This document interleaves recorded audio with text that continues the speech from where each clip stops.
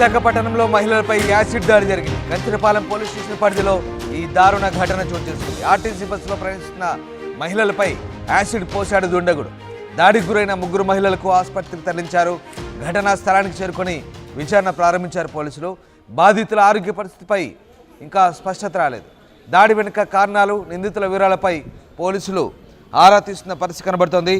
విశాఖలోని ITI junction దగ్గర BRTS రహదారిపై ప్రయాణిస్తున్న 28A/G ఆర్టీసీ బస్సుపై గుర్తు తెలియని వ్యక్తి యాసిడ్ విసిరాడు.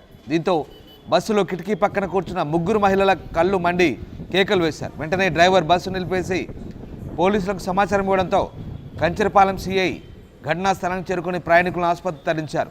బస్సు అద్దాలపై పడిన ద్రావకాన్ని పరిశీలించి ఇక దీనికి సంబంధించిన నమూనాలను క్లూస్ టీమ్ సేకరించింది. చుట్టుపక్కల ఉన్న సీసీ కెమెరాలను పరిశీలిస్తున్నారు. డ్రైవర్ బాధితులు ఇచ్చిన సమాచారం మేరకు ప్రస్తుతం కేసు నమోదు చేసుకుని దర్యాప్తు చేస్తున్న పరిస్థితి కనబడతా ఉంది. విశాఖలో బస్పై యాసిడ్ అటాక్ జరిగింది. విశాఖలోని ఐటీఐ జంక్షన్ దగ్గర శుక్రవారం రాత్రి బీఆర్టీఎస్ రహదారిపై ప్రయాణిస్తున్న 28AG ఆర్టీసీ బస్సుపై గుర్తు తెలియని వ్యక్తి ఈ యాసిడ్ దాడి చేశాడు, యాసిడ్ విసిరాడు. దీంతో బస్సులో కిటికీ పక్కన కూర్చున్న 3 మహిళలపై అది పడింది. దీంతో వారు కళ్ళు మండి కేకలు వేశారు. వెంటనే డ్రైవర్ బస్సు నిలిపేసి పోలీసులకు సమాచారం ఇచ్చాడు.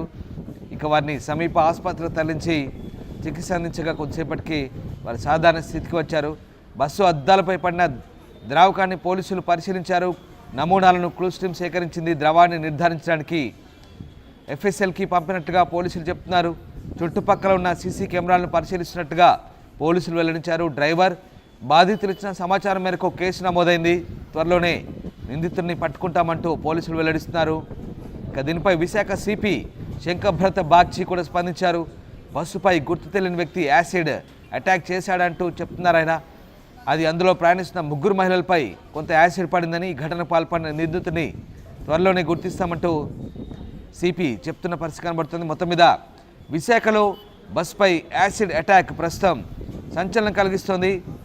ఎవరినైనా టార్గెట్ చేసి ఆ నిందితుడు బస్పై ఈ యాసిడ్ అటాక్ చేశాడా, లేదంటే ఏం జరిగిందనే కోణంలో ప్రస్తుతం పోలీసులు అయితే దర్యాప్తు చేస్తున్న పరిస్థితి కనబడుతూ ఉంది. సో విశాఖలో యాసిడ్ అటాక్ సంబంధించి బస్పై జరిగిన ఈ దాడిలో కిటికీ దగ్గర కూర్చున్న 3 మహిళలు గాయపడ్డ పరిస్థితి కనబడుతోంది. మా కరెస్పాండెంట్ శివరామకృష్ణ జాయిన్ అయ్యారు. శివరామకృష్ణ, విశాఖలో 3 మహిళలపై ఈ యాసిడ్ అటాక్ జరిగింది. బస్సుపై యాసిడ్ అటాక్ ఇది. సో 3 మహిళలు యాసిడ్ దాడికి గురైనట్టుగా తెలుస్తుంది. ఏం జరిగింది? మహిళలపై యాసిడ్ దాడి అయితే జరిగింది. ఇది కంచరపాలెం అంటే 5th town police station limits పరిధిలో గవర్నమెంట్ ఐటీఐ కాలేజ్ అయితే ఒకటి ఉంది. ఆ కాలేజ్ ముందు నుంచి బస్సు వెళ్తుండగా ఒక దుండగుడు బస్సులో కిటికీ పక్క కూర్చున్న మహిళలంటే వీళ్ళంతా కాలేజ్ స్టూడెంట్స్ 3ను.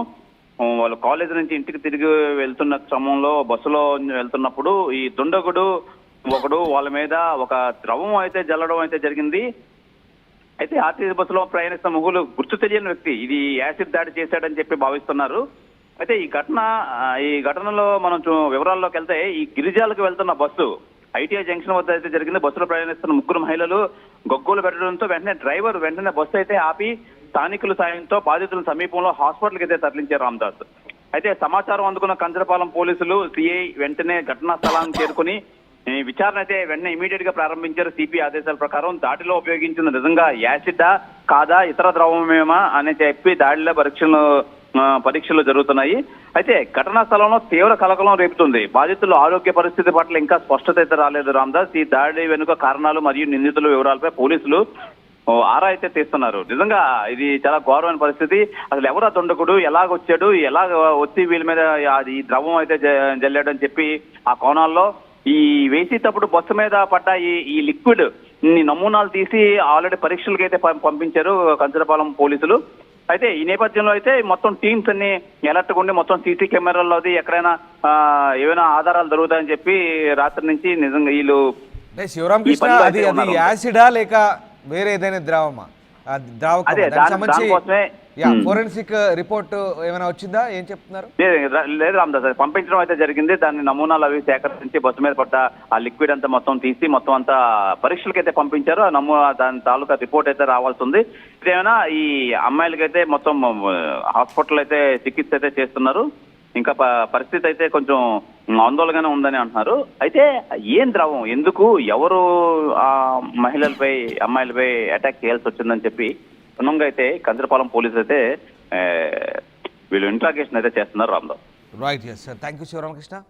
సో విశాఖలో బస్పై అటాక్ జరిగింది, యాసిడ్ అటాక్. అది 3 మహిళలపై పడింది. మరి మహిళలపైనే అటాక్ చేశారా లేదా బస్పై ఎందుకు యాసిడ్ చల్లారు? ఇంతకీ ఇది యాసిడేనా లేదా వేరే ఏదైనా ద్రావకమా?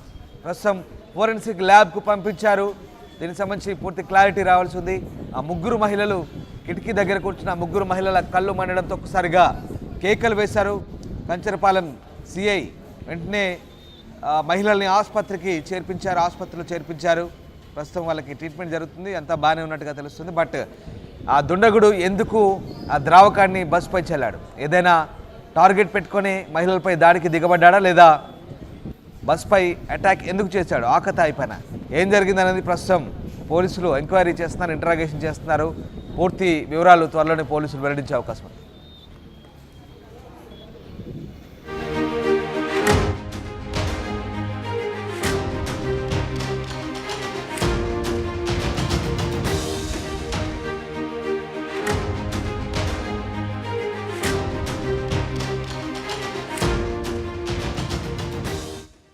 ఆర్టీవీ యాప్ వార్తల్ని క్షణాలు